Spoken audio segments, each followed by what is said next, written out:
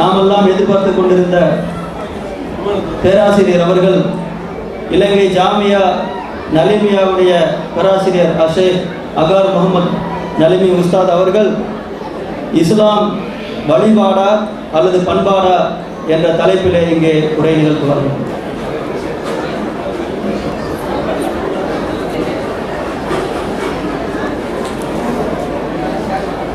Bismillahirrahmanirrahim.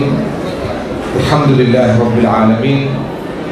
Wassalatu wassalamu ala ashrafil anbiya wa sayyidil mursalin Muhammadin wa ala alihi wa sahbihi wa man tabi'ahum bi ihsanin ila yawmiddin. London இஸ்லாமிய அழைப்பு பணி மையத்தின் கௌரவ தலைவர் ஹாஜி ஜஃபருல்லா அவர்களே, அதன் பிரதி தலைவர் ஹாஜி சாதுல்லா அவர்களே, நிர்வாக சபை உறுப்பினர் சகோதரர் நஜீப் ஹாஜி அவர்களே, 16ஆம் மாநாட்டிலே சிறப்புரை நிகழ்த்துவதற்காக வருகை தந்து சிறப்புரை நிகழ்த்திய பெருமதிப்புக்குரிய சையத் முஹம்மது மதனி அவர்களே, மௌலானா பஷீர் அஹமத் மிஸ்பாஹி அவர்களே, அன்புக்கும் மதிப்புக்கும் உரிய சகோதரர் டாக்டர் அப்துல்லா அவர்களே, இஸ்லாமிய அழைப்பு பணி மையத்தின் ஊழியர்களே, இங்கு வருகை தந்திருக்கின்ற அன்புக்கும் மதிப்புக்கும் உரிய இஸ்லாமிய சகோதரர்களே, சகோதரிகளே, அஸ்ஸலாமு அலைக்கும் வரஹ்மத்துல்லாஹி வபரகாத்துஹு. அஸ்ஸலாமு அலைக்கும் வரஹ்மத்துல்லாஹி வபரகாத்துஹு.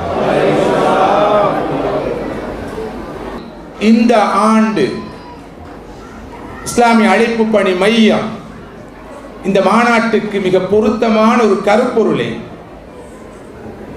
தெரிவு செய்திருப்பது இந்த பின்புலத்தில் தான். இஸ்லாம் என்பது வழிபாடு வழிபாடு வழிபாடு என்ற மனப்பதிவு மிக ஆழமாக நமக்குள்ளே இருக்கிறது. இந்த கருப்பொருள், இந்த தீம், இஸ்லாம் என்பது வழிபாடா பண்பாடா? அழகாக சொன்னார்கள் மதிப்புக்குரிய சையத் முஹம்மது மதனி அவர்கள். ஒரு நாணயத்துக்கு இரு பக்கங்கள், இஸ்லாத்துக்கும் இரு பக்கங்கள். ஒரு பக்கம் வழிபாடு என்றால் இஸ்லாத்தின் மறுபக்கம் பண்பாடு. வழிபாட்டின் வெளிப்பாடு பண்பாடு. பண்பாட்டை வெளிப்படுத்தாத வழிபாடு அர்த்தமற்றது, பயன் இல்லாதது, குறைந்தபட்சம் பயன் குன்றியது. இந்த உண்மையை நாம் புரிந்து கொள்ள வேண்டும். அல்லாஹ்வுடைய வசனங்கள் ஓதி காண்பிக்கப்படுகிற போது وَإِذَا قُرِئَ الْقُرْآنُ فَاسْتَمِعُوا لَهُ وَأَنصِتُوا لَعَلَّكُمْ تُرْحَمُونَ. அல்லாஹ்வுடைய கலாம் ஓதி காண்பிக்கப்படுகிற போது வாய் மூடி மௌனமாக இருந்து காது தாழ்த்தி கேளுங்கள் என்பது அல்லாஹ்வுடைய கட்டளை. இந்த 16ஆம் மாநாட்டுடைய மெசேஜாக, செய்தியாக, ஆண்கள் பொதுவாகவும் பெண்கள் குறிப்பாகவும் சிறப்பாகவும் ஒரே ஒரு செய்தியை சுமந்து சென்றால் போதுமானது நான் நினைக்கிறேன். அதுதான் ஒவ்வொரு இடத்துக்குரிய மேனஸ், ஒவ்வொரு இடத்துக்குரிய எத்திக்ஸ், எத்திக்கல்ஸ், விழுமியங்களை, பண்புகளை, பண்பாடுகளை நாம் பேணுவோம். வாகனத்தில் செல்கிற போது, பாதையில் செல்கிற போது, பள்ளிவாசலுக்கு வெளியே, பள்ளிவாசலுக்கு உள்ளே, ஒரு சபையிலே, ஒரு மஜ்லிஸிலே, பள்ளிக்கூடத்திலே, பாடசாலையிலே, பல்கலைக்கழகத்திலே, சிறார்களுக்கு முன்னால், பெரியவர்களுக்கு முன்னால், இவ்வாறு ஒவ்வொரு இடத்திலும் பேண வேண்டிய ஒழுக்கங்கள், பண்புகள், பண்பாடுகள் இருக்கின்றன. இவற்றை பேணுவர்களாக மாறுவோம். முஸ்லிம்களை காட்டுமிராண்டிகளாக, நாகரிகம் இல்லாதவர்களாக, பண்பாடற்றவர்களாக பலர் விமர்சிக்கிறார்கள் என்றால் அதற்கு முழுமையாக நியாயம் இல்லை என்று சொல்வதற்கு இல்லை. நியாயம் இருக்கத்தான் செய்கிறது. எமது ஒவ்வொரு நடத்தை கூடாகவும் அதை நிரூபித்துக் கொண்டிருக்கிறோம். பள்ளி வாசலிலே ஜும்மா தொழுகையின் போது அணி அணியாக நின்று சப்பு சப்பாக நின்று எந்த ஒரு சத்தமோ சந்தடியோ இல்லாமல் தொழுகையை நிறைவேற்றுகிற நாங்கள் ஜும்மா முடிந்ததை தொடர்ந்து ஆடு மாடுகளைப் போல பாதையுடைய ஒழுங்குகளை பேணாமல் செல்கின்ற காட்சியை நீங்கள் நிறைய கண்டிருப்பீர்கள். இலங்கையிலே பல ஆண்டுகளுக்கு முன்னால் தப்லீக் ஜமாத் சகோதரர்கள் ஒரு பெரிய மாநாட்டை நடத்தினார்கள். அந்த காலத்திலே 2 லட்சம் பேர் அந்த மாநாட்டிலே குறைந்தபட்சம் கலந்து கொண்டதாக நாம் அறிந்தோம். மிகப்பெரிய ஒரு மாநாடு நடத்தப்பட்டது. அந்த வழியிலே ஒரு பெரும்பான்மை இலங்கை சமூகத்தை சேர்ந்த, அதாவது முஸ்லிம் அல்லாத ஒருவர், அவர் ஒரு கல்வி அதிகாரி, கடந்து போயிருக்கிறார். ஒரு தொழுகை நடக்கும் சந்தர்ப்பம் அது. ஒரு பெரிய கூட்டம், பெருந்திரளான கூட்டம் அமைதியாக அடக்கமாக தொழுகை நடத்தி கொண்டிருப்பதை பார்த்தார். ஆச்சரியப்பட்டார், அதிசயப்பட்டார். என்ன ஒழுங்கு, என்ன கட்டுப்பாடு, என்ன அமைதி, என்ன அடக்கம், என்ன முதிர்ச்சி என்று அவர் பிரமிப்படைந்தார். அடுத்த நாள் காலை தன்னுடைய பணிமனைக்கு, காரியாலயத்துக்கு, ஆபீஸுக்கு சென்றவுடன் முஸ்லிம் உத்தியோகஸ்தர்கள் வரும் வரையும் காத்திருந்தார்.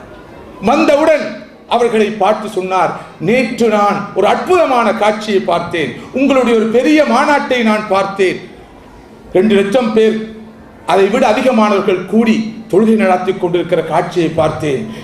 உண்மையில் இப்படிப்பட்ட ஒரு கட்டுப்பாடான சமூகத்தை, ஒரு ஒழுங்கான சமுதாயத்தை இந்த உலகத்தில் எங்கும் காண முடியாது என்றுதான் நான் ஊகிக்கிறேன் என்று சொன்ன போது நமது அந்த முஸ்லிம் உத்தியோகஸ்தர்கள், சார் இது ஒன்றும் ஆச்சரியம் இல்லை சார், மீனுக்கு நீந்த கற்றுக் கொடுக்க வேண்டுமா சார், முஸ்லிம்கள் என்றாலே இப்படித்தான், அவர்களிடம் எங்கும் எப்போதும் ஒழுங்கு, ஒழுக்கம், பண்பாடு, கட்டுப்பாடு எல்லாம் நிறைவாக இருக்கும் சார்.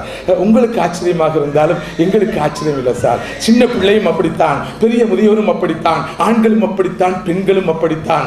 நீங்கள் வாருங்கள், பள்ளிக்குள்ளே கொண்டு போய் இன்னும் நிறைய அதிசயங்களை, அற்புதங்களை காட்டுகிறோம் என்று சொன்னபோது அவர் சொன்னார், நான் நேற்று கண்ட காட்சி அதிசயமானதுதான், ஆனால் அதைவிட ஒரு அதிசயம், ஒரு அற்புதம், ஒரு புதிர் இருக்கிறது, அதற்கு நீங்கள் பதில் சொல்ல வேண்டும். இவ்வளவு கட்டுப்பாடாக மைதானத்திலே பார்க்கிறோம், தொழுகையிலே பார்க்கிறோம், வழிபாட்டிலே உங்களை பார்க்கிறோம், வணக்கத்திலே பார்க்கிறோம். உண்மைதான், அது ஆச்சரியமான விஷயம்தான்.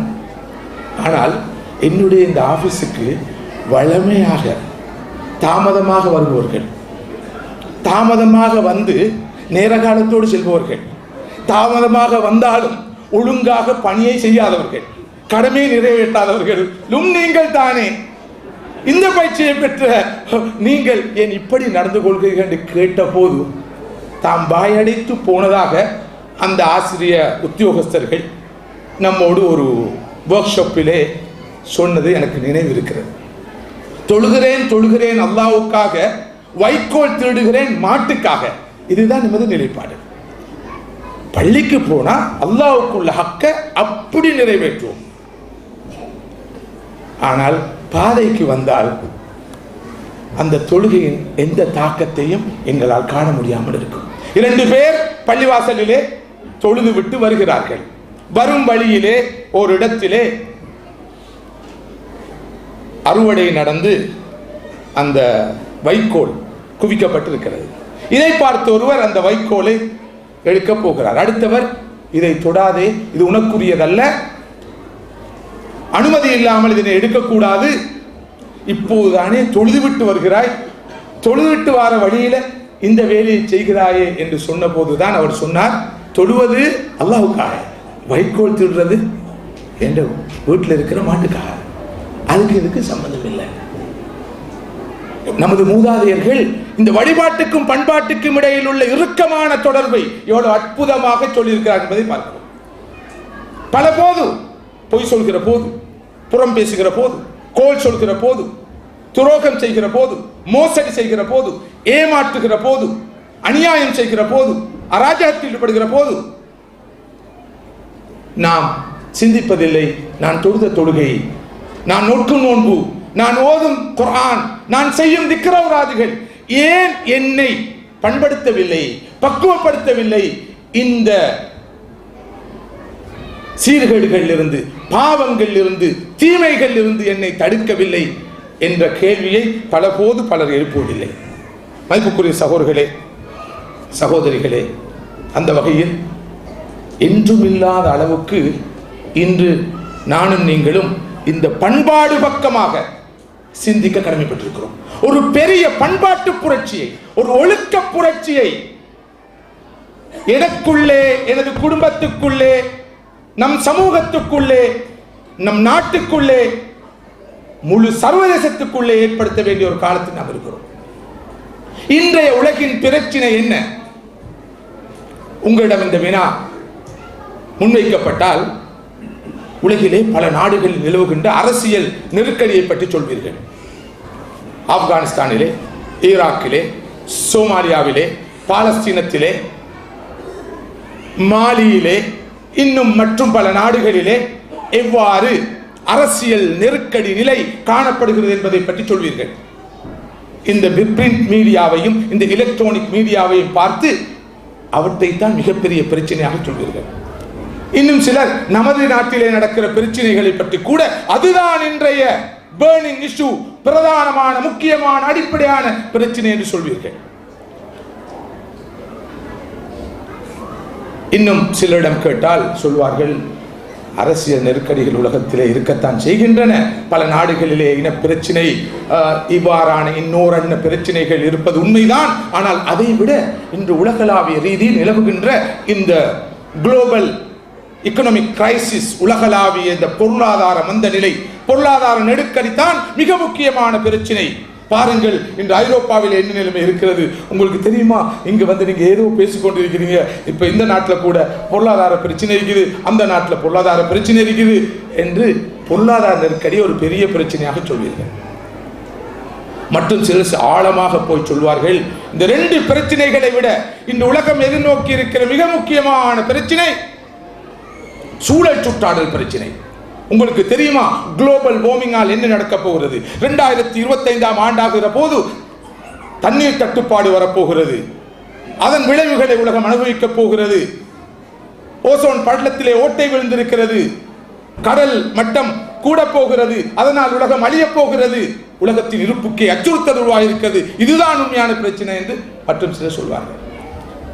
இன்னொரு சாரார் சொல்வார்கள், இவையெல்லாம் பிரச்சனையாக இருந்தாலும் உங்களுக்கு தெரியுமா, இன்றைய உலகின் மிக முக்கியமான பிரச்சனை இந்த சுகாதார பிரச்சனை. ஆட்கொள்ளி நோய்கள், நாளுக்கு நாள் புது புது நோய்கள் பரவி வருகின்றன. அவற்றின் விளைவுகளுக்கு நாம் முகம் கொடுத்திருக்கிறோம். இவைதான் உண்மையான பிரச்சனை என்று சொல்வார்கள். உண்மையில் இவையெல்லாம் பிரச்சனை தான். அரசியல் நெருக்கடிகளாக இருக்கலாம், இன பிரச்சனையாக இருக்கலாம், பொருளாதார மந்த நிலையாக இருக்கலாம், சூழல் சுற்றாடல் பிரச்சனையாக இருக்கலாம், சுகாதார பிரச்சனைகளாக இருக்கலாம். இவையெல்லாம் உலகத்தின் இருப்புக்கு அச்சுறுத்தலாக அமைந்திருக்கிற பிரச்சனைகள் என்பது சந்தேகமில்லை.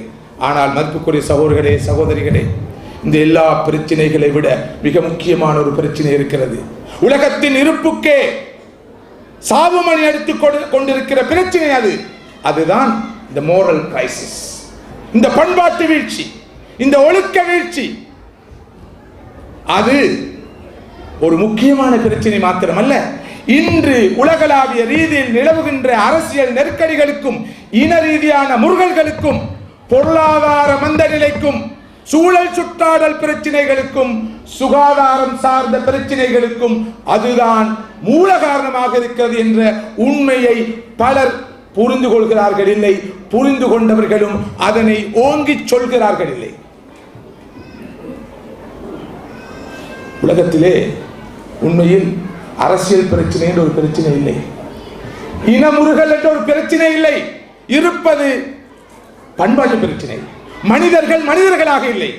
மனிதர்கள் சுயநலவாதிகளாக, பேராசை பிடித்தவர்களாக, துவேஷம் கொண்டவர்களாக இருக்கிறார்கள். ஹியூமன் வேல்யூஸ், மனித விழுமியங்களை இழந்திருக்கிறார்கள். அதிலும் கவலைக்குரிய நிலை பாமர்கள் அல்ல, படித்தவர்கள், so called intellectuals, so called educated people. இவர்கள் தான் இனவாதத்தையும் பொறாமையையும் பேராசையையும் கருமித்தனத்தையும் குறுகிய மனப்பான்மையையும் கொண்டவர்களாக இருக்கிறார்கள். இவர்களிடம்தான் பிரதேசவாதம், இனவாதம், மொழிவாதம், நிறவாதம் தாண்டவமாடுவதை பார்க்கிறோம். சாதாரண மக்கள், எமது பாசையிலே லேமன் என்று சொல்கிறோமே பாமர்கள், அவர்கள் இன்னும் மனிதர்களாக இருக்கிறார்கள். இன்றைய எஜுகேஷன், இந்த சிஸ்டம் மனிதர்களை உருவாக்க தவறி இருக்கிறது. இது குளோபல் ப்ராப்ளம். இன்றைய இந்த எஜுகேஷன் சிஸ்டம் மனிதர்களை உருவாக்கவில்லை, வெறும் பொருளாதார பிராணிகளைத்தான் உருவாக்குகிறது, சுயநலவாதிகளை உருவாக்குகிறது, பேராசை பிடித்தவர்களை உருவாக்குகிறது, அடிப்படை மனித விழுமியங்களை பேணாத மனிதர்களை உருவாக்குறது. நான் அடிக்கடி சொல்வதுண்டு, ஒரு அனர்த்தமா, ஒரு பிரச்சனையா, சாதாரண 5ஆம் வகுப்பு படிக்காத பணக்காரர்கள் காசை கொண்டு வந்து கொட்டுவார்கள். ஆனால் இந்த படித்த புத்திஜீவிகள், இந்த படித்த துறைசார் நிபுணர்கள், இன்டெலெக்சுவல்ஸ், ப்ரொஃபஷனல்ஸ், அவர்கள் அழகாக பிரச்சனையை பற்றி பேசுவார்கள், அனலைஸ் பண்ணுவார்கள். ஆனால் 5% காசை கொடுக்க மாட்டார்கள். அவர்களுடைய படிப்பு அதைத்தான் சொல்லிக் கொடுத்திருக்கிறது. பிசினஸ் மேனேஜ்மெண்ட் என்றால் என்ன? அவருடைய பாக்கெட்டில் உள்ள காசை எப்படி ஏண்ட பாக்கெட்டுக்கு கொண்டு வரது, அதுக்கு பேர் பிசினஸ் மேனேஜ்மெண்ட். இப்படி அசிங்கமாக சொல்லாமல் அதனை அழகாக சொல்வார்கள். மார்க்கெட்டிங் என்றால் என்ன? சந்தைப்படுத்துதல் என்றால் என்ன? இத்தகைய வேல்யூஸையும் எத்திக்ஸையும் பேணாத விளம்பரங்களுக்கு கூடாக, கவர்ச்சியான விளம்பரங்களுக்கு கூடாக தனது பொருளை அடுத்தவருடைய தலையிலே கட்டுவது. சிறப்பாக கட்டுபவர் உண்மையில் மேனேஜ்மெண்ட் குருவாக கருதப்படுவார். இன்றைய உலகம் எதிர்நோக்கி இருக்கிற உண்மையான கிரைசிஸ், இந்த மோரல் கிரைசிஸ், இன்றைய உலகம் எதிர்நோக்கி இருக்கிற இந்த பொருளாதார நெருக்கடி, இதற்கு பின்னால் இருப்பது என்ன? வளங்களை சுரண்டுவது, மோசடி, ஏமாற்று, வட்டி, இது போன்ற பண்பாட்டு ரீதியான பிரச்சனைகளுடைய விளைவுதான் இன்றைய உலக பொருளாதார நெருக்கடி, மந்த நிலை. இதனை விரிவாக விளக்குவதற்கு நேரம் இடம் தர மாட்டார். சூழல் சுற்றாடல் பிரச்சனைக்கு காரணம் அதுதான். நேச்சுரல் டிசாஸ்டர்ஸ், இயற்கை அனர்த்தங்கள் அதிகரித்துக் கொண்டிருக்கின்றனவா? பல்வேறு பயங்கரமான மாற்றங்கள் இந்த பூமியில ஏற்பட்டு வருகின்றனவா? என்ன காரணம்? பண்பாட்டு வீழ்ச்சி. பாகிஸ்தானிலே 2 ஆண்டுகளுக்கு முன்னால் மிகப்பெரிய ஒரு வெள்ள அனர்த்தம் வந்தது. அந்த வெள்ள அனர்த்தத்திலே மில்லியன் கணக்கான மக்கள் பாதிக்கப்பட்டார்கள். நான் அல் ஜசீரா உடைய தலைமையகத்துக்கு கட்டாருக்கு போயிருந்த போது அங்கு இருக்கிற பாகிஸ்தான் நாட்டை சேர்ந்த பொலிட்டிக்கல் கார்ட்டூனிஸ்டை சந்தித்த போது, உங்களுடைய நாட்டிலே இத்தகைய ஒரு வெள்ளம், வரலாறு காணாத வெள்ளம் ஏற்பட்டு இவ்வளவு பெரிய அழிவு வந்திருக்கிறதே, என்ன காரணம் என்று கேட்டேன். அவர் சொன்னார், காரணம் அரசியல்வாதிகள் என்று. மழை பெஞ்சி வெள்ளம் போட்டு மக்கள் பாதிக்கப்பட்டு உயிரிழந்திருக்கிறார்கள், பொருட்சேதம் ஏற்பட்டிருக்கிறது சொன்னால் அரசியல்வாதிகள் காரணமாக. இது என்ன அநியாயம்? மனிதர்கள் 2 சாராரை விட மாட்டார்கள்.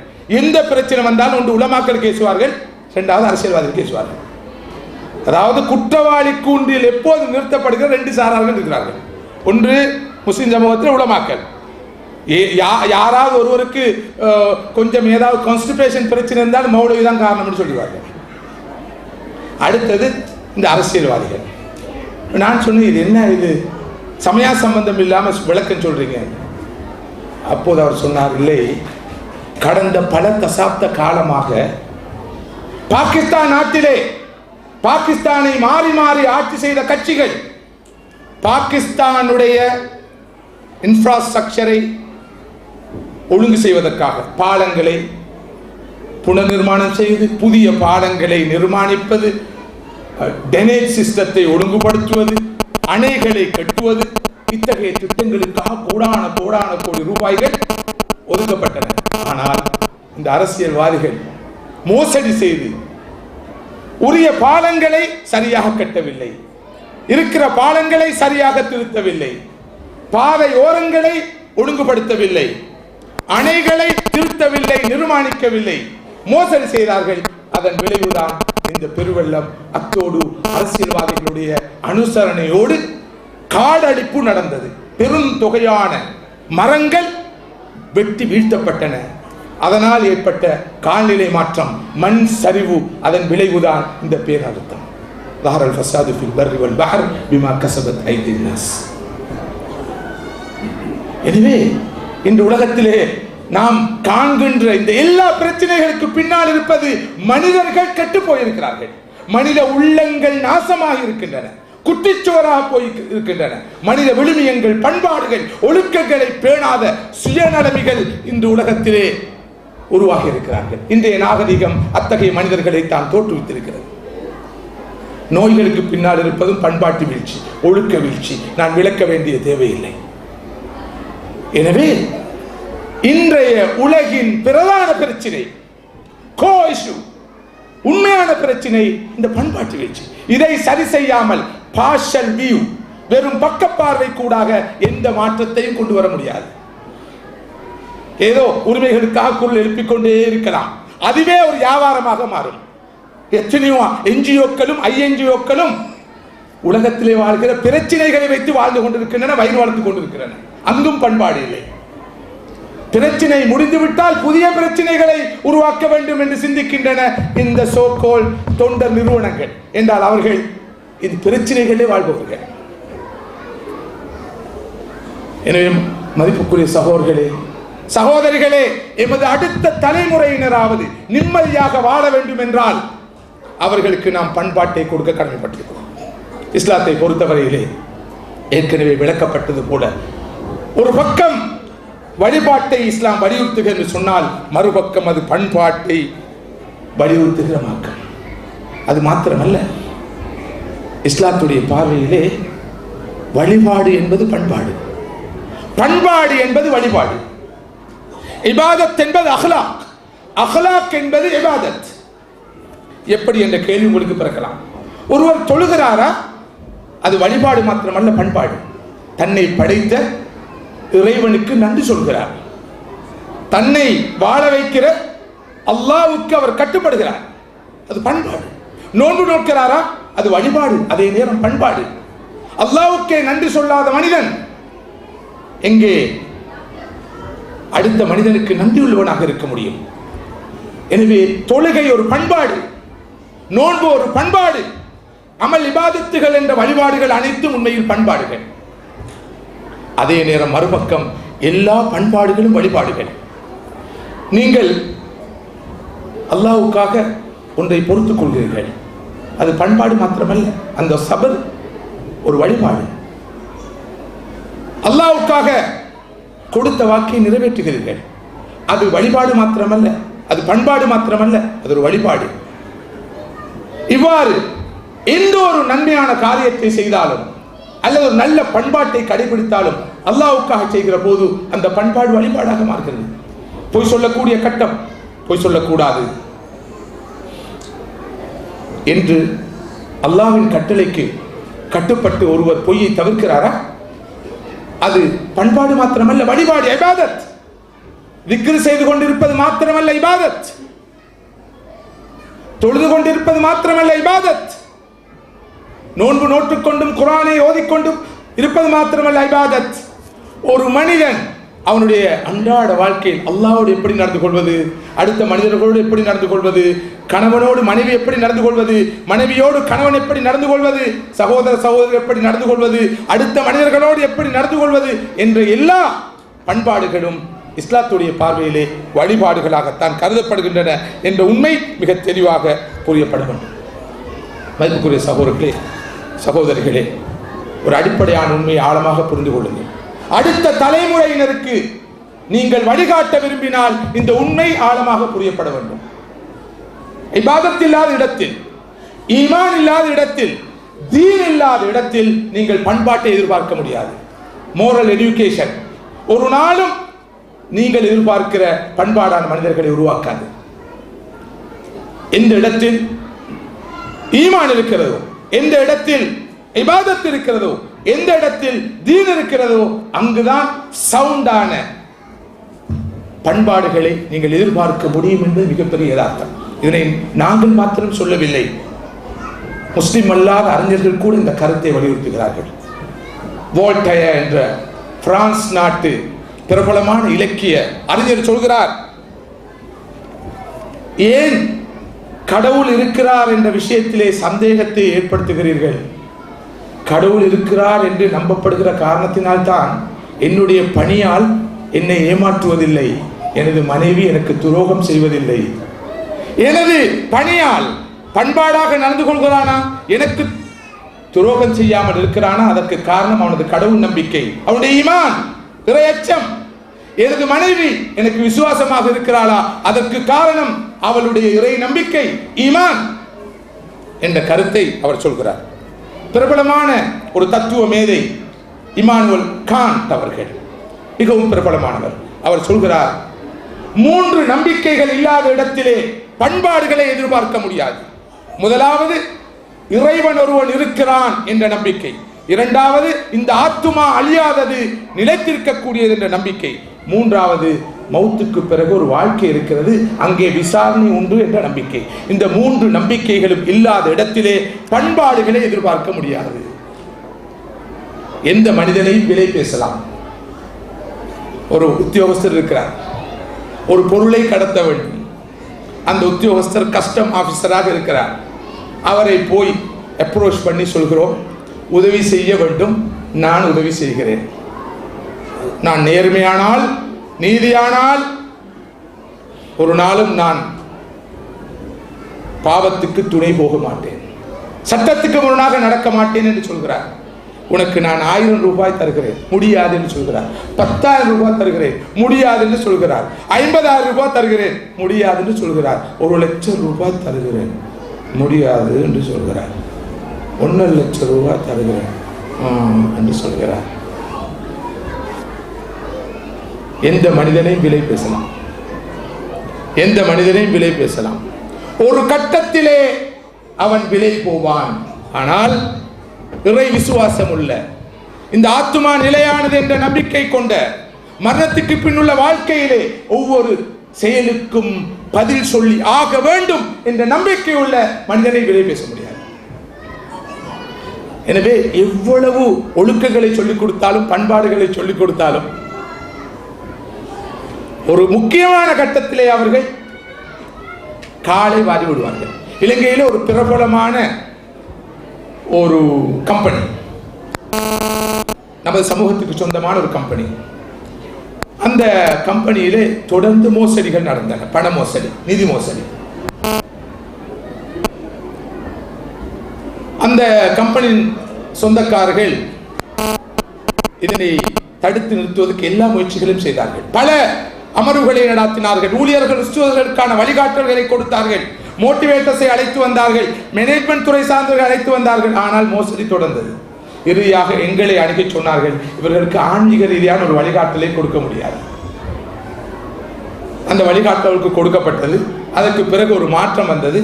இப்போது வருடா வருடம் அந்த கம்பெனி தனது ஊழியர்கள் உத்தியோகஸ்தர்களுக்கு பல அமர்வுகளை நடத்தி ஆன்மீக ரீதியான வழிகாட்டல்களை கொடுத்து வருகிறது.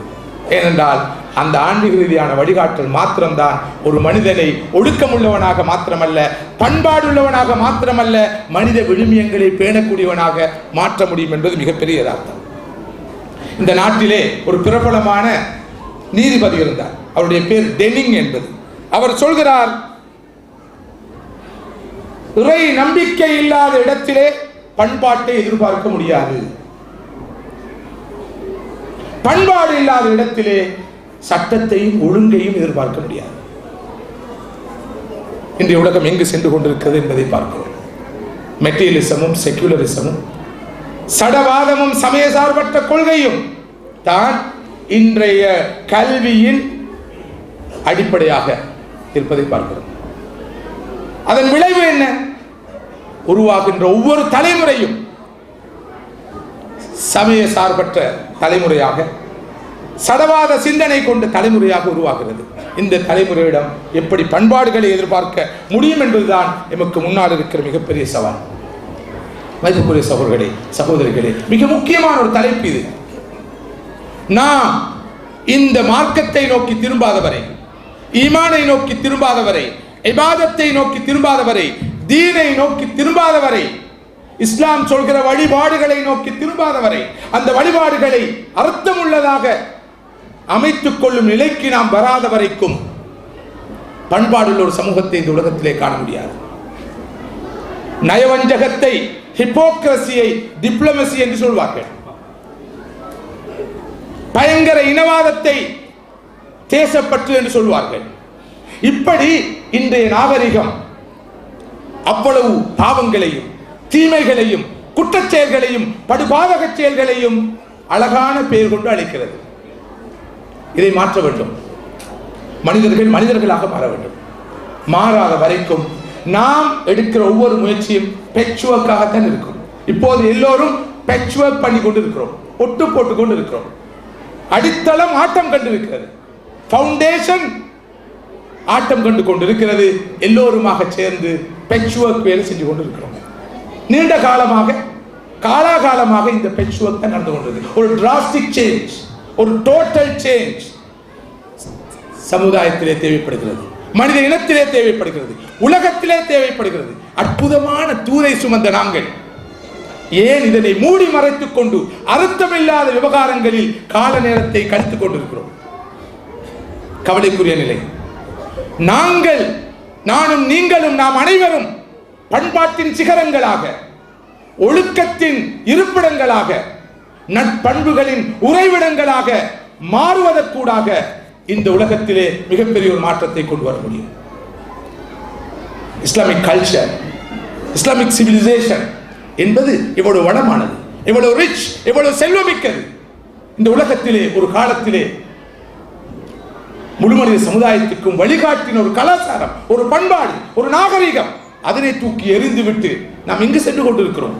எமது தலைமுறையை எந்த அடிப்படையில் வழிநடத்திக் கொண்டிருக்கிறோம்? எமது சிறார்களுடைய வேல்யூஸ் எப்படி இருக்கின்றன? எமது வேல்யூஸ் எவ்வாறு காணப்படுகின்றன? இவற்றையெல்லாம் சிந்திப்பதற்கான ஒரு சந்தர்ப்பத்தை தான் இந்த மாநாட்டுடைய இந்த கருப்பொருள், இந்த தொனிப்பொருள் நமக்கு தந்திருக்கிறது. மதிப்புக்குரிய சகோதரர்களே, குர்ஆனிலே அல்லாஹ்வுடைய அருள்மறையிலே 2 சூறாக்களில் வருகிற வசனங்களை மாத்திரம் உங்களது கவனத்துக்கு இறுதியாக கொண்டு வரலாம் நினைக்கிறேன். இஸ்லாம் என்பது ஒரு பக்கம் வழிபாடு என்றால் மறுபக்கம் பண்பாடு, ஒரு பக்கம் பண்பாடு என்றால் அடுத்த பக்கம் வழிபாடு. வழிபாடும் பண்பாடும் இபாதத்தும் அகலாக்கும் இணையும் இடத்திலே தான் இஸ்லாம் முழுமையடைகிறது என்பதற்கு இந்த 2 சூறாக்கள் உடைய வசனங்கள் மிக தெளிவாக நமக்கு சாட்சி சொல்கின்றன. قد أفلح المؤمنون قد أفلح المؤمنون. மூமின்கள் ஜெயசீலர்கள், அவர்கள் வெற்றி பெற்று விட்டார்கள். யார் மூமின்கள்? الذين هم في صلاتهم خاشعون. அவர்கள் தொழுவார்கள், தொழுகையிலே உள்ளச்சத்தோடு இருப்பார்கள். வழிபாடு. والذين هم عن اللغو معرضون. வீணான காரியங்கள், அர்த்தமில்லாத காரியங்கள், அனாவசியமான காரியங்கள், அனாச்சாரங்கள் அனைத்திலிருந்தும் ஒதுங்கி நடந்து கொள்வார்கள். பண்பாடு. வல்லதீனஹும் லிஸ்ஸகாத்தி ஃபாயிலூன். மேலும் அவர்கள் ஜகாத்தை கொடுப்பார்கள். வழிபாடு. வல்லதீனஹும் லிஃபுரூஜிஹிம் ஹாஃபிதூன். மேலும் அவர்கள் தமது கற்பை, ஒழுக்கத்தை கண்ணென பேணி பாதுகாப்பார்கள். பண்பாடு. தொடர்ந்து அல்லாஹ் சொல்கிறான், வல்லதீனஹும் லிஅமானாத்திஹிம் வஅஹ்திஹிம் ராஊன். மேலும் உண்மையான மூமின்கள் யாரென்றால் அவர்கள் உள்ளச்சத்தோடு தொழுபவர்களாக இருப்பது போல அனைத்து வீணான காரியங்களில் இருந்தும், அனாச்சாரங்களில் இருந்தும், தீமைகளில் இருந்தும் தவிர்த்து வாழ்வது போல, ஜகாத்தை நிறைவேற்றுவது போல, கற்பை ஒழுக்கத்தை பேணி பாதுகாப்பது போல அவர்கள் நம்பிக்கையோடு நாணயத்தோடு நடந்து கொள்வார்கள். அமானிதத்தை பேணுவார்கள், கொடுத்த வாக்கை நிறைவேற்றுவார்கள். மேலும் அவர்கள் வல்லதீனஹும் அலா ஸலவாத்திஹிம் யுஹாஃபிதூன். மேலும் அவர்கள் தொழுகையை மிகவும் பேணுதலாக நிறைவேற்றுவார்கள். வழிபாடும் பண்பாடும், பண்பாடும் வழிபாடும். மூமின்கள் என்றால் யார்? வெறுமனே வழிபாட்டில் ஈடுபடுவார்கள், தொழுது கொண்டே இருப்பார்கள், இரவெல்லாம் தொழுவார்கள், பகலெல்லாம் தொழுவார்கள், நோன்பு நோற்றுக்கொண்டே இருப்பார்கள், குர்ஆன் ஓதிக்கொண்டே இருப்பார்கள், திக்ர் செய்து கொண்டே இருப்பார்கள். ஆனால் அவருடைய முகத்திலே புன்முறுவலை காண முடியாது, தர்மத்தை அவர்களிலே பார்க்க முடியாது, ஈவிரக்கம் கிடையாது, அன்பு கிடையாது, தயாளம் கிடையாது, கருணை கிடையாது. திக்ர் செய்து கொண்டே போய் சொல்வார்கள், குர்ஆன் ஓதிக்கொண்டே ஏமாற்றுவார்கள், தொழுது விட்டு வந்து போய் சத்தியம் செய்வார்கள். இவர்கள் மூமின்களா? வழிபாடும் பண்பாடும் இரண்டும் இருக்கும் இடத்தில் தான் ஈமான் இருக்கிறது. உலாயிக அல்லதீன யரிசூனல் ஃபிர்தௌஸ ஹும் ஃபீஹா ஹாலிதூன். இந்த வழிபாடுகளும் பண்பாடுகளும் இரண்டு பக்கங்களும் இருப்பவர்கள் தான் வாரிசுகள், சொந்தக்காரர்கள். எதன் சொந்தக்காரர்கள்? சுவனத்தின் சொந்தக்காரர்கள். வழிபாடுகளுக்கூடாக மாத்திரம் சுவனம் நுழைய முடியாது. ரமலானிலே தொழுது, கியாமுல்லைல் தொழுது, தராவீஹும் தொழுது, குர்ஆனை ஓதி, திக்ரௌராத்தில் ஈடுபட்டு, தௌபா செய்து, பிறகு ஒரு உம்ரா செய்து, ஒரு ஹஜ்ஜும் செய்து, இப்படி அமல்களை மூட்டை மூட்டையாக கட்டி எடுத்துக்கொண்டு சுவனம் செல்லலாம் என்று எதிர்பார்க்க முடியாது. ஒவ்வொரு வழிபாட்டோடும் இணைந்ததாக, பின்னி பிணைந்ததாக பண்பாடு இருப்பது இன்றியமையாது. சூரா அல் ஃபுர்கானிலே அல்லாஹ் ரஹ்மானுடைய அடியார்கள் யார் என்று சொல்கிறான். வஇபாதுர் ரஹ்மான், ரஹ்மானுடைய அடியார்கள் யார்? அல்லதீன யம்ஷூன அலல் அர்தி ஹௌனா, அவர்கள் நடக்கிற போது அமைதியாக நடப்பார்கள். ரஹ்மானுடைய அடியார்கள் யார்? அவர்கள் நடக்கிற போது அமைதியாக நடப்பார்கள். வைதா ஹாதபஹுல் ஜாஹிலூன காலு ஸலாமா, அறிவியர்கள் அவர்களோடு வாத பிரதிவாதங்கள் செய்ய வந்தால், தர்க்கிக்க வந்தால் சலாம் என்று சொல்லி அவர்கள் பண்பாடாக போய்விடுவார்கள். பண்பாடு. வல்லதீன யபீதூன லிரப்பிஹிம் சுஜ்ஜதன் வ கியாமா, இரவு நேரத்திலே மக்கள் எல்லோரும் தூக்கத்தில் இன்பம் கண்டு கொண்டிருக்கிற போது அவர்கள் தூக்கத்திலிருந்து விழித்தெழுந்து நின்ற நிலையிலும் சுஜூத நிலையிலும் தமது ரப்பை வணங்கி வழிபட்டுக் கொண்டிருப்பார்கள். வழிபாடு. والذين يقولون ربنا اصرف عنا عذاب جهنم ان عذابها كان غراما, அந்த இரவு நேரத்திலே, அந்த நடுநிசியிலே வானத்தை நோக்கி கைகளை நீட்டிய வண்ணம் அவர்கள் சொல்வார்கள், எங்களது இறைவா, நரக வேதனை எங்களை விட்டு திருப்பி விடுவாயாக. அந்த வேதனை நிலையானது, மிக மோசமானது. அந்த நரகம் ஒதுங்கக்கூடிய இடங்களிலே மிக மோசமான இடம் என்று அவர்கள் சொல்வார்கள். வழிபாடு. தொடர்ந்து ரஹ்மானுடைய அடியார்கள் யார் என்று அல்லாஹ் சொல்கிறார். வல்லதீன லா யதுஊன மஅல்லாஹி இலாஹன் ஆகர், அவர்கள் அல்லாஹ்வோடு மற்ற எந்த ஒரு தெய்வத்தையும் அழைக்க மாட்டார்கள், அல்லாஹ்வுக்கு இணை வைக்க மாட்டார்கள். வழிபாடு. வலா யஸ்னூன், அவர்கள் ஜினாவில் விபசாரத்தில் ஈடுபட மாட்டார்கள். பண்பாடு. தொடர்ந்து அல்லாஹ் அப்படியே சொல்லிக் கொண்டு போய் தொடர்ந்து ரஹ்மானுடைய அடியார்களுடைய பண்புகளை சொல்கிறான். வல்லதீன லா யஷ்ஹதூன ஸூர், அவர்கள் பொய் சாட்சியம் சொல்ல மாட்டார்கள். பொய் சாட்சியம் சொல்ல மாட்டார்கள். இல்லாதை சொல்ல மாட்டார்கள். இருப்பதை திரிக்க மாட்டார்கள். மிகைப்படுத்தி சொல்ல மாட்டார்கள். ரஹ்மானுடைய அடியார்கள். தொடர்ந்து அல்லாஹ் சொல்கிறான், வஇதா மர்ரு பில்லஹவி மர்ரு கிராமா, வீணான காரியங்களை கண்டால் பண்பாடாக எழுந்து சென்று விடுவார்கள். வீட்டிலே ஒரு அசிங்கமான சினிமா படம் ஒளிபரப்பப்படுகிறது. ஒரு இபாதுர் ரஹ்மான், ரஹ்மானுடைய அடியார்களை சேர்ந்த ஒரு ஆண், ஒரு பெண், அதை கண்டால் அந்த இடத்தை விட்டு எழும்பி சென்று விடுவார், ஒதுங்கி சென்று விடுவார். எந்த வீட்டுக்கு போய் அங்கு சினிமா படம் ஒன்று திரையிடப்பட்ட காரணத்தினால், ஒளிபரப்பப்பட்ட காரணத்தினால் நாம் எழும்பி சென்றிருக்கிறோம். இது ஈமானுடைய வெளிப்பாடு, வழிபாட்டுடைய வெளிப்பாடு, பண்பாடு. இந்த தன்மைகளை நாம் தொழுகிற தொழுகை ஏற்படுத்தி இருக்கிறதா? நாம் நோக்கிற நோன்பு ஏற்படுத்தி இருக்கிறதா? நாம் ஓதுகிற குர்ஆன் ஏற்படுத்தி இருக்கிறதா? செய்கிற திக்ர் ஏற்படுத்தி இருக்கிறதா? மீண்டும் பழைய செய்தியை தான் சொல்லலாம். தொழுகிறேன் அல்லாஹ்வுக்காக, வைக்கோல் திருடுகிறேன் மாட்டுக்காக. அப்போது அல்லாஹ்வுக்காக முஸல்லா என்று தொழுதேன். இப்போது இந்த சினிமா படத்தை பார்க்கிறேன், அந்த சினிமா பாடலை கேட்டு ரசிக்கிறேன். அதுக்கு இதற்கு என்ன சம்பந்தம்? எந்த சம்பந்தமும் கிடையாது. எங்கே இருக்கிறது நமது ஒழுக்க நிலை, நமது பண்பாட்டு நிலை? எந்த வீட்டிலே குர்ஆன் ஓதப்படவில்லையோ அந்த வீட்டிலிருந்து ரஹ்மத்துடைய மலக்குகள் வெளியேறி விடுவார்கள்.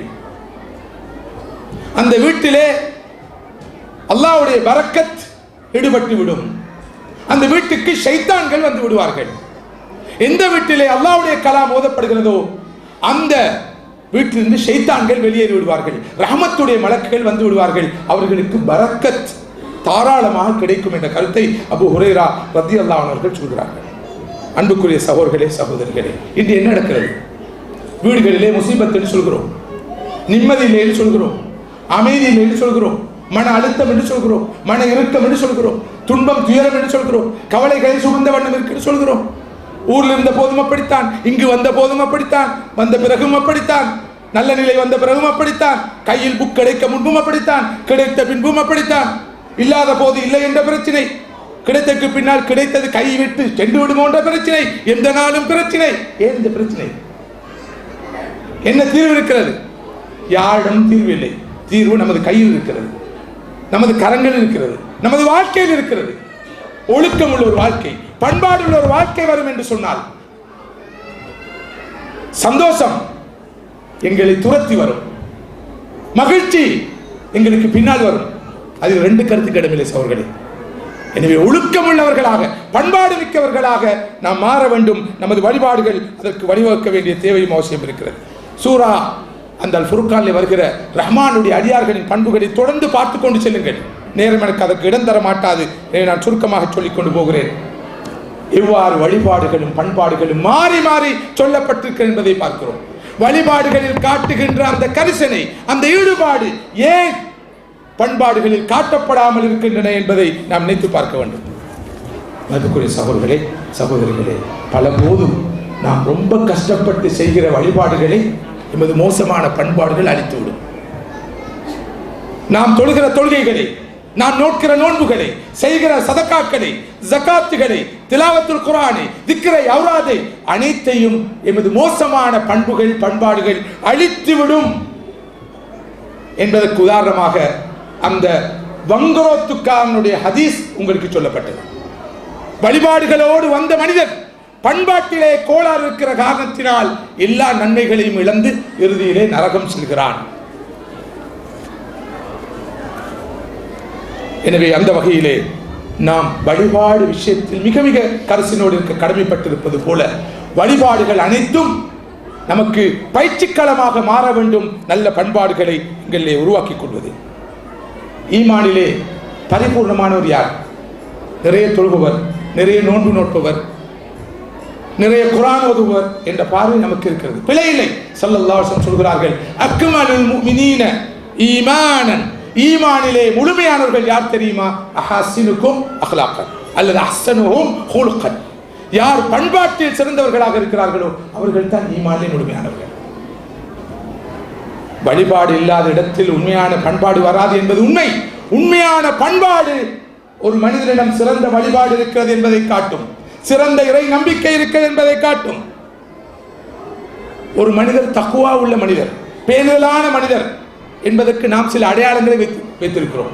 அந்த அடையாளங்களுக்கு அப்பால் ஒருவரிடம் இருக்கிற பண்பாடுகள் தான் அவருடைய உண்மையான ஈமானையும் தக்குவாவையும் காட்ட வேண்டும். அவருடைய ஒழுக்கம், அவருடைய பண்பாடு.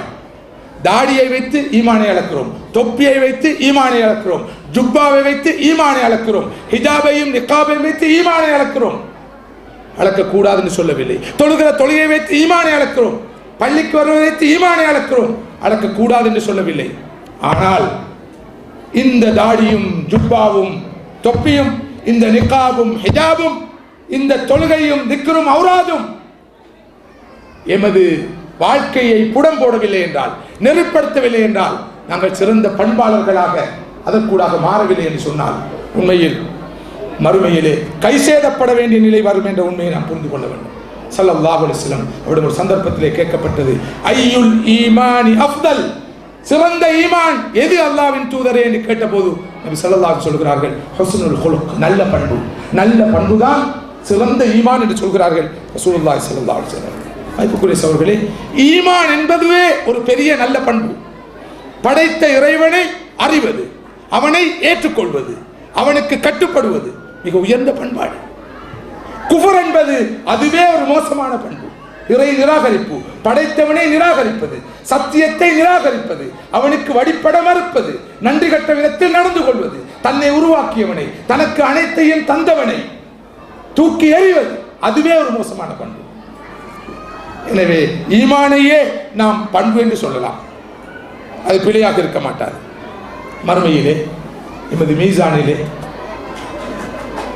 எமது சுவர்க்கத்தை நரகத்தை தீர்மானிக்கின்ற அந்த தராசிலே மிக பாரமாக இருக்க போகிற அமல் எது? ரமதானிலே மக்காவுக்கு போய் உம்ரா செய்துவிட்டு பல தவாஃபுகள் செய்துவிட்டு கடைசி 10 கியாமுலையில் கலந்து கொண்டு குனூத்தில் கலந்து கொண்டு கண்ணீர் வடித்து அழுது எல்லா பாவங்களையும் கழித்து அடுத்த நாள் மரணித்து சுவனம் போகலாம் என்ற மனோநிலை தான் நமக்கு இருக்கிறது. மக்கா, காபா, மஸ்ஜிது நபவி போயாச்சு, கழுவியாச்சு, திரும்பியாச்சு. அப்ப துட்டுள்ளவங்களுக்கு மாத்திரம்தான் லேசா சொர்க்கம் போலாம். எல்லாருக்கும் உம்ரா போக முடியுமா? ஹஜ்ஜி போக முடியுமா? வருஷம் போக முடியுமா? 2 வருஷத்துக்கு முன்னால் ஒரு முறை போக முடியுமா? முடியாது. அதுக்குரிய சகோதரர்களே, அப்படி அல்ல உண்மை. எல்லாம் அமல்கள், உயர்ந்த அமல்கள் மறுப்பதற்கில்லை. ஸல்லல்லாஹு அலைஹி வஸல்லம் சொல்கிறார்கள், ஒருவருடைய தராசிலே மீசானிலே மிக பாரமாக கடமாக இருக்க போவது அவருடைய பண்பாடுகள். வழிபாடுகளை விட அவருடைய பண்பாடுகள் தான் மிக பாரமாக இருக்கும். எங்கே எமது பண்பாட்டிலே மாற்றம் வந்திருக்கிறது என்பதை ஆழமாக சிந்திக்க வேண்டும். இறுதியாக ஒரே ஒரு விஷயத்தை சொல்லி எனது இந்த உரையை எனக்கு ஒதுக்கப்பட்ட நேரத்துக்குள் நிறைவு செய்யலாம் நினைக்கிறேன். மதிப்புக்குரிய சகோதரர்களே, சகோதரிகளே, இன்றைய உலகிலே மொத்தம் 800 கோடி மக்கள் வாழ்ந்து கொண்டிருக்கிறார்கள். 700 கோடி மக்கள் வாழ்ந்து கொண்டிருக்கிறார்கள். இந்த 700 கோடி மக்களிலே 160 கோடி மக்கள் கலிமா சொன்னவர்கள், 540 கோடி மக்கள் கலிமா சொல்லாதவர்கள். இந்த 160 கோடி மக்களை வைத்துக் கொண்டு நாம் இந்த 160 கோடியை எப்படி பாதுகாப்பது, இவர்களை வளப்படுத்துவது, இவர்களை அரவணைப்பது, ஆதரிப்பது என்பதில் தான் கவனம் செலுத்துகிறோம். டாக்டர் அப்துல்லா அவர்கள் சொன்னது போல இந்த 540 கோடி மக்களையும் நரக நெருப்பிலிருந்து காப்பாற்ற வேண்டுமே, இவர்களுக்கு வாழ்வளிக்க வேண்டுமே என்ற அந்த மனிதாபிமான பார்வை, அந்த அன்பான பார்வை, அந்த கிருபையான பார்வை, அந்த பரந்த பார்வை நமக்கு வராமல் இருக்கிறது. இந்த 160 கோடியை எப்படி இன்னும் பிளவுபடுத்துவது, பிரிவுபடுத்துவது, குழுவாக்குவது, குழாமாக்குவது, அமைப்பு ரீதியாக பிரித்து சர்ஜரி பண்ணி சத்திர சிகிச்சை செய்து பார்ப்பது, யார் இந்த மதனி, யார் இந்த மிஸ்பாஹி, யார் இந்த நபீமி, யார் இந்த பெரியாதாசன், இவர்கள் எல்லோரும் ஒரு ஜமாத்தா, 2 ஜமாத்தா, 3 ஜமாத்தா, அல்லது ஒவ்வொருவரும் 3 ஜமாத்தா சேர்ந்து எல்லாம் நான் 3 12 ஜமாத்தா என்று பார்க்கிற அந்த பார்வை தான் இருக்கு. உலகம் வேற்றுமையில் ஒற்றுமை கண்டு கொண்டிருக்கிறது. நாங்கள் ஒற்றுமையிலே என்னென்ன வேற்றுமைகள் இருக்கின்றன என்று தேடி திரிகிறோம். இந்த அழைப்பு பணி மையம், தவா சென்டர், இதனுடைய போக்கு என்ன, நோக்கு என்ன, அகீதா என்ன, ஷரியா என்ன? அன்புக்குரிய சகோதரர்களே, இத்தகைய அனாவசியமான அர்த்தமில்லாத தொழில்நுட்ப ரீதியான விவகாரங்களை பற்றி பேசி பேசி காலம் கழித்து மிகவும் பெருமதியான ஆயுளை வீணாக்கிக் கொள்ளாமல் எமது வாழ்க்கையை ஒரு பக்கம் வழிபாடாகவும் மறுபக்கம் பண்பாடாகவும் அமைத்துக் கொள்ள முடியும் என்றிருந்தால் எந்த தரிகா பிரச்சனையும் இல்லை, எந்த ஜமாத்து பிரச்சனையும் இல்லை, எந்த குழா பிரச்சனையும் இல்லை. மன் ஸல்லா ஸலாத்தனா வஸ்தக்பல கிப்லத்தனா வஅகல தபீஹத்தனா, யார் நமது தொழுகையை தொழுகிறாரோ, நாம் எதிர்நோக்கும் கிப்லாவை எதிர்நோக்குகிறாரோ, நாம் மறுத்ததை சாப்பிடுகிறாரோ, நமது சகோதரர் எல்லோரும் சுவனம் செல்ல வேண்டும். அல்லாஹ்வுடைய சுவனம் வானங்கள் பூமி அனைத்தை விட மிக மிக விசாலமானது. யாரும் நினைக்க வேண்டாம் எமது கல்ப போல அல்லாஹு தஆலா லயஸு பில்லா சுப்ஹானல்லாஹ் குறுகிய உள்ளம் படைத்தவன் என்று. அது பிழையானது, முழுக்க முழுக்க பிழையானது. அல்லாஹ் வானங்கள் பூமியை விட விசாலமான சுவனத்தை அமைத்து வைத்திருக்கிறான், கோடான கோடி மனிதர்களை சுவனத்தில் நுழைப்பதற்காக. எல்லோருக்கும் சுவனம் கிடைக்கும் இன்ஷா அல்லாஹ்.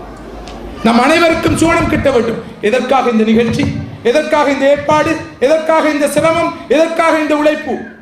கஷ்டப்பட்டு ஏற்பாடு செய்தது போதாதற்கு, அழைத்து வந்தது போதாதற்கு, மைக்க கொடுத்த பழிக்கு வந்த உடனே ஒரு ஏச்சி, முடிய கொலையும் ஒரு ஏச்சி, நாமப்படுற பாடு பெரும்பாடு, எவ்வளோ கஷ்டப்பட்டு நாங்கள்லாம் வந்திருக்கிறோம் என்று சிந்திப்பவர்களும் இருப்பீர்கள். நாம் பேசலாம், பேசலாம், கண்டிக்கலாம், கண்டிக்காமல் இருக்கலாம். நம் அனைவருடைய இலக்கும் ஒன்று, அல்லாஹ்வுடைய ரஹ்மத்தை கொண்டு எமது இப்படியான அமல்கள் முயற்சிகளை கொண்டு அல்லாஹ் நம் அனைவரையும் ஏற்று அங்கீகரித்து நம் அனைவருக்கும் சுவனத்தை நசீபாக்க வேண்டும். நாம் அனைவரும் இங்கிருப்பது போல் நாளை மறுமையில் சுவனத்தில் இருக்க வேண்டும். நான் அடிக்கடி சொல்கிற ஒரு கருத்து இருக்கிறது, அல்லாஹ் கபூல் செய்ய வேண்டும். மறுமையிலே சுவனத்திலே ரொம்ப வினோதமான ஒரு காட்சி இருக்கும் என்று நான் படித்த குர்ஆன் ஹதீஸுடைய ஒளியிலே நான் விளங்கி வைத்திருக்கிறேன்.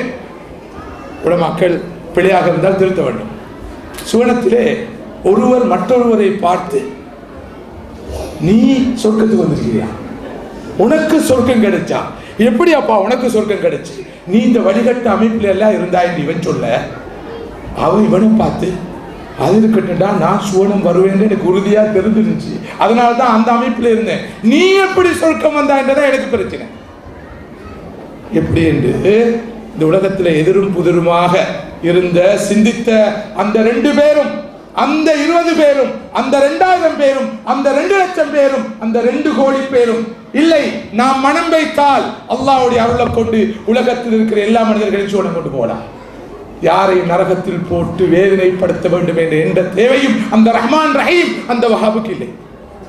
அந்த சந்தர்ப்பத்தை நமக்கு தந்திருக்கிறார். லா யஹ்தி அல்லாஹு பிக ரஜுலன் கைரும் மினத் துன்யா வமா ஃபீஹா. அல்லாஹ் உங்களை கொண்டு ஒரு மனிதனுக்கு நேர் வழியை காட்டுவான் என்று இருந்தால் அது இந்த உலகத்தில் இருக்கிற அனைத்து விட மேலானது. நாம் லட்சோபலட்சம் பவுன்களை சம்பாதித்திருக்கிறோம், வீடு வாசல்களுக்கு சொந்தக்காரர்களாக இருக்கிறோம், சொத்து சுகங்களுக்கு உரிமையாளர்களாக இருக்கிறோம். ஆனால் 5 பேருக்கு நேர் வழியை காட்ட முடியும் என்று இருந்தால் அதுதான் விலை மதிப்பற்ற சொத்து என்ற உண்மையை நாம் புரிந்து கொள்ள வேண்டும். அந்த வகையிலே நமக்கு முன்னாடி இருக்க மிகப்பெரிய பொறுப்பு இஸ்லாத்துடைய இந்த செய்தியை நாம் ஒரு உலகத்துக்கு சொல்வது. சையத் முஹம்மது மதனி அவர்கள் சொன்னார்கள், பண்பாட்டை அடிப்படையாக கொண்ட ஒரு கொள்கை இருக்கும் என்றால், ஒரு சித்தாந்தம் இருக்கும் என்றால், ஒரு வாழ்க்கை திட்டம் இருக்கும் என்றால் அது இஸ்லாம் தான். இஸ்லாத்துடைய பெருமை அற்புதங்களில் இல்லை, ஆச்சரியங்களில் இல்லை, தனி மனிதர்களுடைய புராணத்தில் இல்லை, பெருமையில் இல்லை. இஸ்லாத்துடைய பெருமை இஸ்லாத்துடைய கொள்கைகள் இருக்கிறது. நான் நினைக்கிறேன் தமிழ்நாட்டை சேர்ந்த பெரியார்கள் அல்ல, அண்ணாதுரை அவர்கள் ஒரு மீலாத் விழா வைபவத்திலே கலந்து கொண்டார்கள். அவர்களுக்கு முன்னால், அவர்கள் பேசுவதற்கு முன்னால் ஒரு ஆலிம் பேசினார்.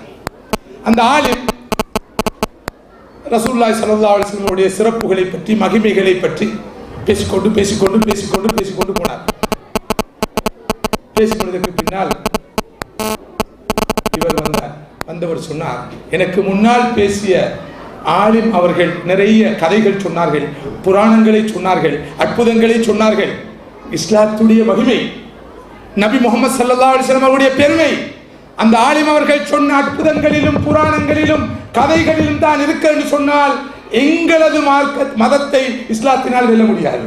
அதைவிட அற்புதமான ஆச்சரியமான செய்திகளும் கதைகளும் புராணங்களும் நிறைந்த மதம் தான் எமது மதம்.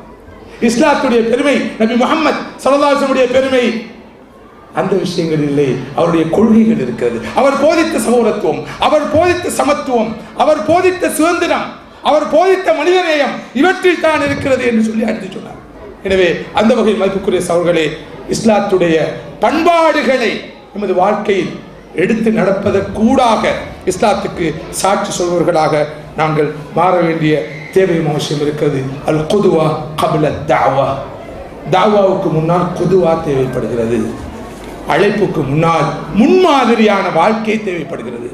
நாம் வீடு வீடாக சென்று அழைப்பு விடுக்க முன்னால் சொக்கலட்டோடு சேர்த்து புத்தகங்களை கொடுப்பதற்கு முன்னால், இனிப்பு பண்டங்களை கொடுத்து பிரசுரங்களை கொடுப்பதற்கு முன்னால் அவற்றை கொடுக்கிற அதே நேரத்தில் ஒவ்வொரு ஆணும் பெண்ணும், ஒவ்வொரு இளைஞனும் யுவதியும் இந்த இஸ்லாத்துக்கு தமது வாழ்க்கையினால்,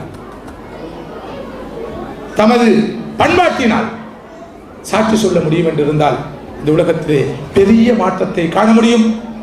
உடனடி தீர்வுகளை நோக்கி நாம் நகர முடியாத போதும் பெர்மனன்ட் சொல்யூஷன்ஸ், நிலையான தீர்வுகளை நோக்கி நமது நாட்டையும் இந்த உலகத்தையும் நாம் வழிநடாத்த முடியும். இதற்கு திருசங்கப்பம் பூண நாம் கடமைப்பட்டிருக்கிறோம். அந்த வகையில் மீண்டும் நான் சொன்ன அந்த சாதாரண செய்தியை நினைவுபடுத்துகிறேன். குறைந்தபட்சம் சபைகளில், நாம் செல்கிற இடங்களில் பேண வேண்டிய இஸ்லாம் சொல்கிற ஆதாபுகள், அகலாக்குகள், பண்பாடுகள், ஒழுக்கங்களை குறைந்தபட்சம் இனி கண்டிப்பாக பேணுவோம் என்ற மன உறுதியோடு திருசங்கத்தோடு இங்கிருந்து கலந்து செல்வோம்.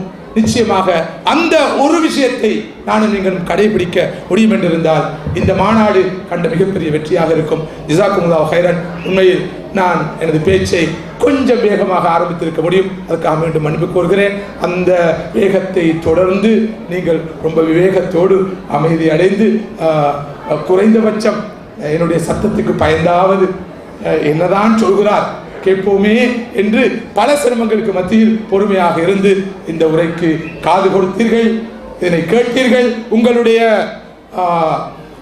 முகங்களை பார்க்கிற போது, உடல் மொழியை பார்க்கிற போது நீங்கள் இந்த மாநாட்டிலிருந்து முழுமையான பிரயோசனத்தை அடைந்திருப்பீர்கள் என்று நான் நம்புகிறேன். அல்லாஹ் சுப்ஹானஹு வ தஆலா அந்த வகையில் இந்த மஜ்லிஸை ஏற்று கபூல் செய்வானாக. இதனை ஏற்பாடு செய்த இந்த அழைப்பு பணி மையத்தின் அனைத்து பணிகளையும் அல்லாஹ் ஏற்று அங்கீகரிப்பானாக. இதற்காக கடந்த பல காலங்களாக உழைக்கின்ற அனைத்து சகோதரர்களுடைய முயற்சிகளையும் அல்லாஹ் ஏற்று அங்கீகரித்து அருள் புரிவானாக. மறுமையிலே இந்த உலகத்திலே நாம் சந்திப்பது போல, அடிக்கடி சந்திப்பது போல, அந்த நிலையான சூழத்திலே நாம் அனைவரும் சந்தித்து நிலையான அந்த இன்பத்தை பெறுவதற்கு வல்ல ரஹ்மான் நம் அனைவருக்கும் தௌஃபீக் செய்து அருள் புரிவானாக என்று பிரார்த்தித்து மீண்டும் மீண்டும் என்னை அழைத்து உங்களோடு எளிமையான இந்த கருத்துக்களை பகிர்ந்து கொள்வதற்கு சந்தர்ப்பத்தை தந்த உங்கள் அனைவருக்கும் அல்லாஹ் சுப்ஹானஹு வ தஆலா நிறைவான கூலியை தந்து அருள் புரிய வேண்டும் என்று துஆ செய்து விடைபெறுகிறேன். வாஹிரு தஅவானா அல்ஹம்துலில்லாஹி ரப்பில் ஆலமீன். அஸ்ஸலாமு அலைக்கும் வரஹ்மத்துல்லாஹி வ பரகாத்துஹு. ஜஸாக்குமுல்லாஹு கைரன். ஜஸாக்குமுல்லாஹு கைரன். இந்த மாநாட்டை சீராகவும் சிறப்பாகவும் நல்ல விதமாகவும் நடத்தி தந்த வல்ல அல்லாஹ் ஜல்லஷானஹு தஆலா ஒருவனுக்கே எல்லா புகழும். அவனுக்கு முதலாவதாக நாங்கள் நன்றியை தெரிவித்துக் கொள்கிறோம். அல்ஹம்துலில்லாஹ். இந்த மாநாட்டிலே கிராத் ஓதிய சகோதரர், இன்னும் இந்த மாநாட்டிலே உரைகள் நிகழ்த்திய அறிஞர்கள் எல்லோருக்கும் இஸ்லாமிய அழைப்பு பணி மையத்தின் சார்பாக நன்றியை தெரிவித்துக் கொள்கின்றோம். அடுத்தபடியாக எங்களுடைய அழைப்பை ஏற்று இந்த மாநாட்டுக்கு வருகை தந்த பெரியோர்கள், சகோதரர்கள், தாய்மார்கள், சகோதரிகள் எல்லோருக்கும் நாங்கள் நன்றியை தெரிவித்துக் கொள்கின்றோம். அடுத்தபடியாக இந்த மாநாட்டுக்காக வேண்டி உழைத்த, பல கால நேரங்களை செலவு செய்த சகோதர சகோதரிகளுக்கும் நாங்கள் நன்றியை தெரிவித்துக் கொள்கின்றோம். வல்ல அல்லாஹ் ஜல்லஷானஹு தஆலா இந்த மாநாட்டின் மூலமாக எல்லா வகையான பலன்களையும் தருவதற்கு நாம் அல்லாஹ்விடத்தில் பிரார்த்தனை செய்து கொள்வோம். இன்ஷா அல்லாஹ் வரக்கூடிய 18ஆம் தேதி ஞாயிற்றுக்கிழமை ஹார்ட்லி சென்டரிலே மாலை 7:30 மணி அளவில் ஷேக் அகார் முகமது நலீம் அவர்களுடைய உரை இருக்கின்றது. அதில் எல்லோரும் கலந்து கொள்ளுங்கள். அடுத்ததாக வரக்கூடிய சனிக்கிழமை பிரான்சிலே ஷரியா மாநாடு நடத்தப்படுகின்றது. இன்ஷா அல்லாஹ் அங்கே வந்து கலந்து கொள்ளக்கூடிய சகோதரர்கள் வந்து கலந்து கொள்ளுமாறு இடத்தில் கேட்டுக்கொள்கின்றோம். அன்னைக்கு சனிக்கிழமை ஹேரோ மஸ்ஜித் ப்ரோக்ராம் அகார் சார். இன்ஷா அல்லாஹ் வரக்கூடிய 11ஆம் தேதி சனிக்கிழமை அன்று ஹேரோ மஸ்ஜிதிலே ஷேக் அகார் முகமது நலீம் அவர்களுடைய பிரசங்கம் இருக்கின்றது. இன்ஷா அல்லாஹ் எல்லா சகோதரர்களும் வந்து கலந்து கொள்ளுங்கள். வல்ல அல்லாஹ் ஜல்லஷானஹு தஆலா நம் அனைவருடைய குற்றங்குறைகளை மன்னித்து இன்னும் நம் எல்லோருக்கும் வல்ல அல்லாஹ் ஜல்லஷானஹு தஆலா அவருடைய பேரர்களை தந்துருவானாக. இன்ஷா அல்லாஹ் நாம் துஆ ஓதி இந்த மாநாட்டை முடித்துக் கொள்வோம். சுப்ஹானக அல்லாஹும்ம வ பிஹம்திக அஷ்ஹது அல்லா இலாஹ இல்லா அன்த அஸ்தக்ஃபிருக வ அத்தூபு இலைக்.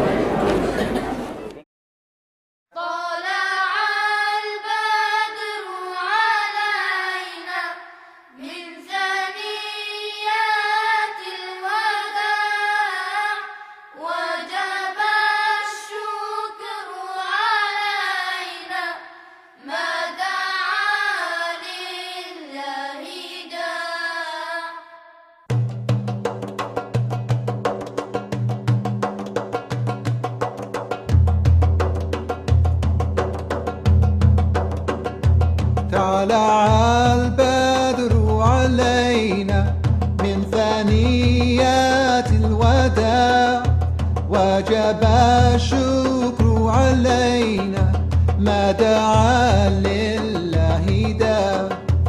Oh, the white moon rose over us from the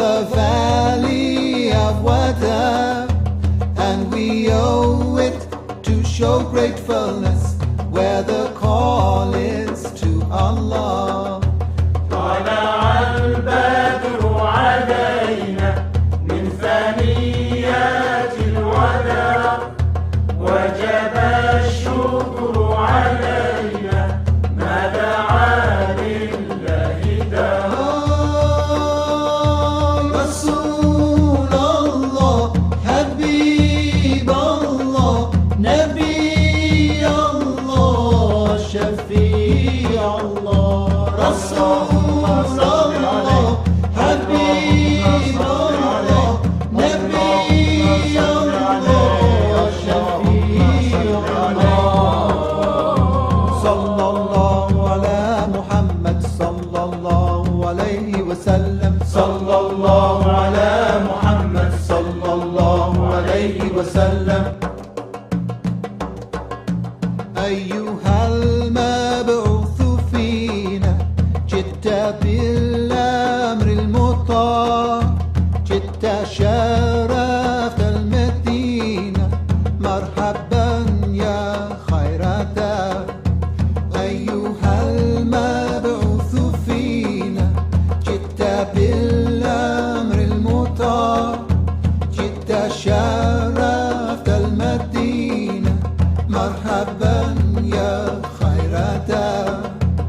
أيها المبعوث فينا جئت بالأمر المطاع جئت شرفت المدينة مرحبا يا خير دار. رسول الله حبيب الله نبي الله شفيع الله. رسول الله حبيب الله نبي الله شفيع الله. صلى الله على محمد صلى الله عليه وسلم. صلى الله على محمد صلى الله عليه وسلم. Oh, you who were raised amongst us, coming with a word to be obeyed. You have brought to this city nobleness. Welcome, best caller to God's way. أيها